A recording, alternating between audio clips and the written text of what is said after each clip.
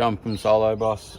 These are the problems that this is the weakest part of the 24 volt system, which is the T-piece down the bottom.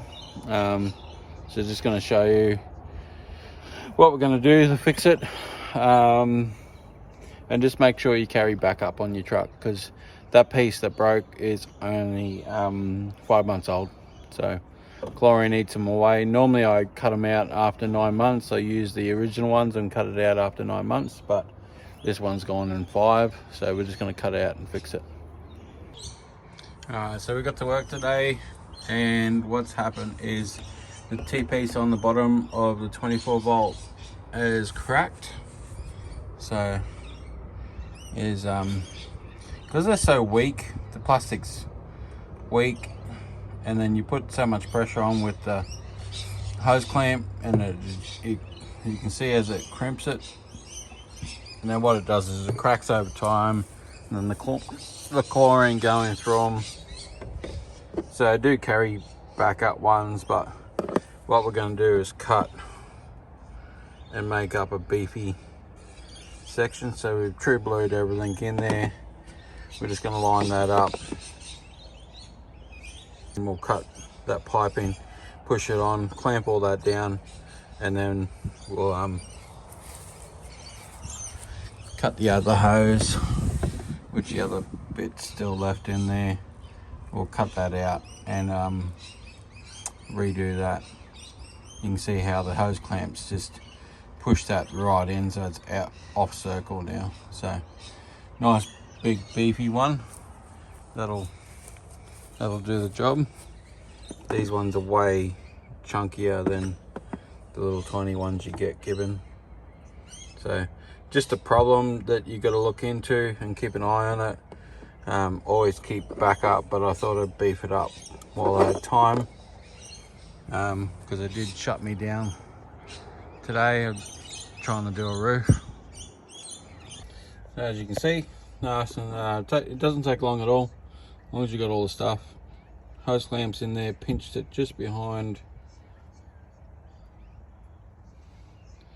that little lip. You pinch them just in behind the lip, and then blows it up. A nice tight seal. So then we're going to cut the other one, cut that other one out, probably reuse that hose clamp so it's still pretty good, and then just join that up and then hook him up, and away we go. So we just pop the end out of that hose, and as you can see there's a join weld straight down the side of it, straight down there where it's cracked. As you can see, you see that little lip, there's a little tiny barb on that compared to that one.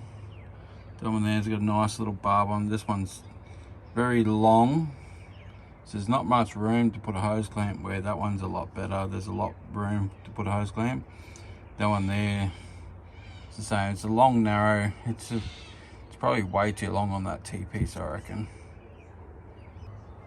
So I do mount it without having it onto the pump. So I got it all mounted correctly, straight. We got that nice and tight. You can see there, it's pinching just below that hose in that little area that we got. So it's a nice tight hose clamp that won't pop off anytime soon, and that'll do the job. That'll get us fixed, and we won't have a leak. So we'll hook that all up, and away we go. So we're back running.